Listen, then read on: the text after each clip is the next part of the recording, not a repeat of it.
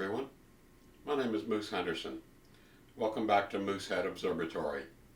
Today we're going to be talking about dew and how to prevent the dew from collecting on your telescope objectives. This would also apply to things like your cameras and stuff, because you can also get dew on the objectives of your big camera lenses. Majority of places that folks live are going to have a problem with dew. Now there are selected places that are especially dry, like Arizona and maybe parts of New Mexico and Texas, that don't have as much problem with dew as other places. But all of the places that I have lived, such as Florida, Georgia, all the way up here into northern Michigan, have a problem with dew, or during the winter have a problem with frost. And if you don't keep the dew or the frost off of your telescope, then you're not going to be seeing anything. Now, the traditional way to be able to fight some of the problem with dew is to put on a dew shield. And this is the dew shield that I have for my particular telescope. It's a flexible dew shield, and it just goes over the front of the telescope like you see here. And that just gives the corrector plate some additional protection from cooling down below the dew point. Now, your dew is going to form anytime that your corrector plate temperature gets less than the dew point. And this is going to help. This is going to reduce the air currents. It's also going to give you a margin of protection from any stray light and things like that. And you can pick up a dew shield like this for about $100, or you can make one out of probably some stiff black paper or things like that. Now, this is going to work for maybe 10 to 15% of the occasions that you're going to need to prevent dew. The rest of the time, you're going to need to be able to heat your front element in some way to be able to control the dew and the frost. So the traditional way to heat your front element or your objective, if you have a refractor, is to get one of these dew bands. And you can see that this is a band that has Velcro on two different sides, and you can slide this, and you would mount this band on your telescope, somewhat similar to what I'm doing here, in approximately the location of your corrector plate or your telescope objective. This end would plug into some type of controller. I have a Kendrick controller that has 4 different attachments, and then a 12-volt plug would go from here down to your battery pack. Then you would adjust the strength of the current going to the dew band with one of these dials, and that way you would be able to keep the temperature of your corrector plate or your objective lens above the dew point. Now, they do make these bands in various sizes. For example, this particular band here is made to go around the eyepiece. So when I have my eyepiece in here, I could wrap the band around there, plug this into the controller, and keep the dew off of my eyepiece. I also have another size of band, as you can see here, and this is used for my camera lens. When I have my camera mounted up here on top and piggybacked onto my telescope to be able to use for astrophotography, that way I can keep my camera lens from dewing up.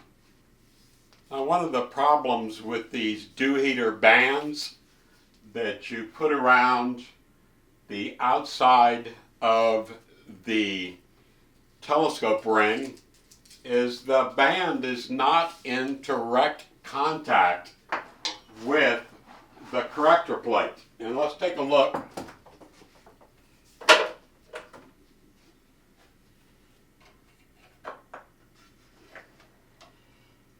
So you can see there's a big glass corrector plate here on the front of a Schmidt-Cassegrain type telescope, which is the type of telescope that I've got. If you had a refractor, you would also have a big objective up here at the front end. And by putting that band around the outside, you're effectively heating the outside of the tube, but also somewhat heating that corrector plate.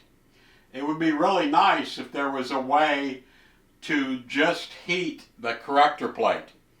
And the manufacturer of my telescope just came out with a solution for that in the last month or so. Their solution is to make a ring that replaces this ring that holds in the corrector plate, and this new ring has a heating element directly behind it so that it's heating the corrector plate itself and not also heating the outside of the tube. So today we're going to go ahead and install this Celestron Dew Heating Ring onto my 11-inch Celestron CPC Edge HD telescope. In order to do that, we need to tilt the telescope directly up and down. And the reason you need to carefully orient your telescope straight up and down so that the corrector plate is due horizontal with the ground is we're going to take off that outer ring that holds the corrector plate. And it's important that your corrector plate not move around, because that would change the optical alignment of that corrector plate. So let's go get a stepladder and we'll take off the old ring and we'll install this new ring up on top of the scope. Okay, the kit does come with a protective ring. And we're going to stick that on there, and then we're going to remove the 8 screws that are going around the edge of the corrector plate, and we'll do that with a Phillips head screwdriver. Okay, so I removed the 8 screws that are going around this rim. Now I'm going to reach in and remove the rim. And there's a couple little pins that hold on the lens cap, and I just bend it a little bit to remove that. There's also a little gasket, and you'll want to take this gasket off also. Do all this carefully because you're right up here next to the corrector plate.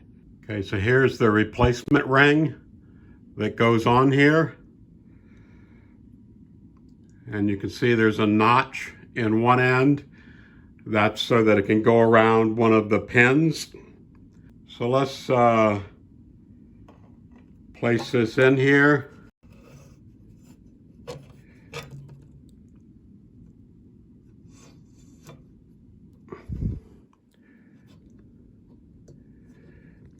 There, we got it over the pin. So there we have it on our scope. Now we can just put the screws in. The instructions have a very specific tightening pattern in which you tighten very loosely one screw and then you go directly diagonally and tighten another screw. And you don't tighten them tight, you just kind of just kind of get the screw to bottom out. And then you move over to the next screw. And you get it to bottom out. And then you go directly across. Then you go directly across to the next screw. And just kind of do this alternating around until you get all 8 screws bottomed out. And then once you get all 8 screws bottomed out, then you go through into this same star pattern and you tighten all 8 screws. This is all explained fairly well in the instruction set. You'll notice I have that paper sleeve on here to protect the corrector plate. Okay, that's all 8 screws. Now I'm going to go through and tighten them. And don't get crazy with tightening them. Okay, I have finished with the 8 screws. Now I'm going to rotate my scope on around. And I still have the paper in there, but I can just tilt the scope down, paper falls out. I don't risk getting any fingerprints on my corrector plate.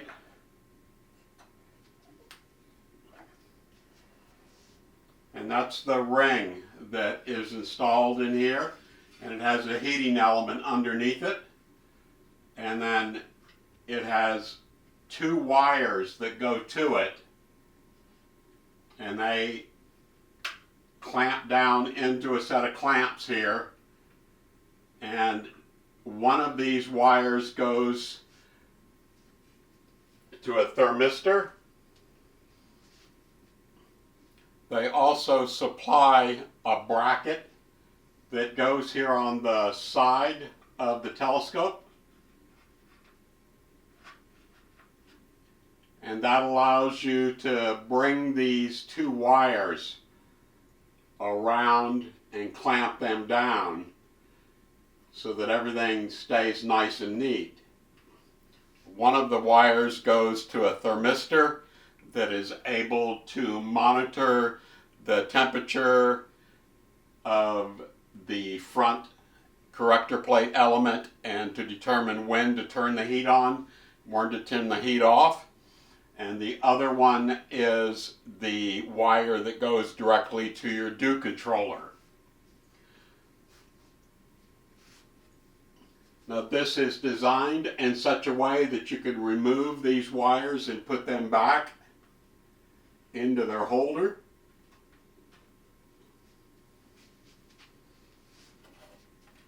And when the wires are installed back in their holder, you're able to put your lens cap back on the front of your scope to protect everything.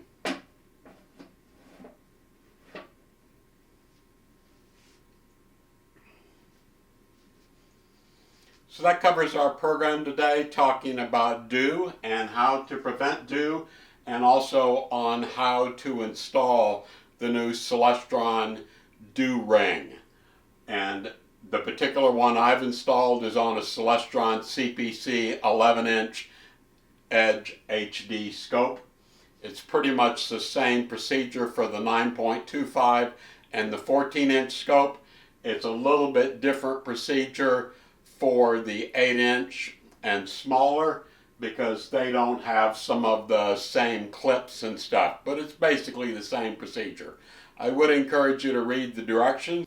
I usually joke that there's no reason to read the directions, but in this particular case, reading the directions is really of value, as it has precautionary statements on there about how to do the tightening and how to do the installation and how to be really careful of your corrector plate. I hope you've enjoyed this video. If you would, please give us the old thumbs up icon. And if you haven't subscribed yet, please consider subscribing. Thank you so much for joining us, and we'll see you back here again very soon. Goodbye.